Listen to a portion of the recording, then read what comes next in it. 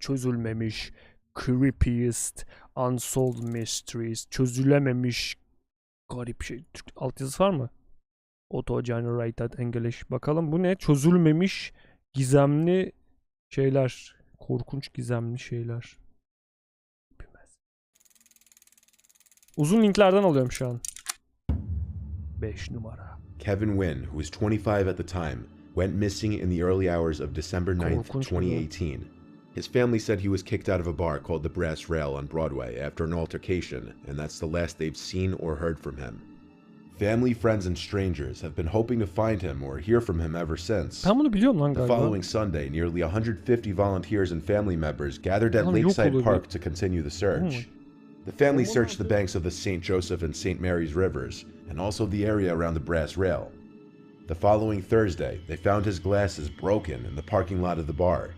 Kevin's family stated that his vision was very bad, and the fact that his glasses were broken and left behind was a very bad sign, and there's no way he'd be able to make his Şu anda da sesimiz çok yüksek herhalde değil mi? way around without seeing. Management at the bar told the family that Kevin had entered the bar 4 times the night he went missing. There's an Arby's down the road from the bar that had given the family 2 videos. Yok olmuş. They show Kevin walking by the restaurant alone, one around 1:40 in the morning, the other around 2:45 in the morning. The Brass Rail has given their surveillance video to detectives, but after 2 long years with no word, the family has become less hopeful.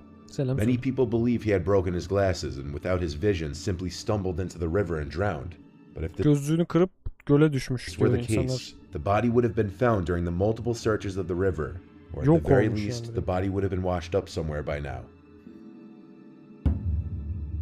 In 2002, Michaela Lawrence, who was 12 at the time, and her entire family received news that her father had been in a fatal car accident. His body was barely recognizable from the wreck. The family, of course, opted for a closed casket funeral. A few weeks after the funeral, things started appearing in the mailbox of the Lawrence household. Small packages with Michaela's name written on them. The packages would come once every few weeks. The first package was a small knick-knack type item. It was a decorative model glow-up Big Ben clock statue. It was a familiar piece that Michaela's mother recognized from the house somewhere. A few weeks later, another package came. This package contained an old antique stopwatch from the 50s. It didn't work anymore, but once again it looked familiar to Michaela's mother. None of the packages said who they were from or where they came from. A few more weeks later, on Michaela's 13th birthday, ya özetle adam öldükten sonra her hafta ailesinin evine paket yollamaya başlamış. a card in an envelope ended up in the mailbox, and written on it was Michaela's name again. Sonra zarf. The card was a happy birthday card, but once again the mother recognized this card, and the handwriting was familiar. It was the handwriting of her thought-to-be-deceased husband. Kocasının It was el a card that the yazısıymış. couple had given to their daughter years ago, and it was signed Love, Mom, and Dad. This confirmed her suspicions that the items that had been arriving in the mail were possessions from the house, those of her husband's. She tried to check the safe in the bedroom closet to see if anything was missing, but mysteriously the safe combination no longer seemed to work no matter Kasanın how şifresi değişmiş many sonra. times she tried. She tried going to the police about the packages at her house, but police couldn't do anything except advise to install some kind of security system. To this day, it's not known who sent the packages or how whoever sent them got a hold of them. Garipti lan. Adam ölüyor ama adam sanki kendi yolluyor gibi paketler geliyor eve ve kasanın şifresi falan demiş. Biraz scam, bilmiyorum ki, gizemli ama yani. Believes disappeared on June 20th, 2006 from the town Paderborn Bence in scam Germany. değil ya. Her body was found almost 4 months later on October 4th, 2006. Birine verip The circumstances of her disappearance are mysterious, especially since she's believed to have made contact with her friends between her disappearance and her death. 2006 was the year of the Football World Cup in Germany.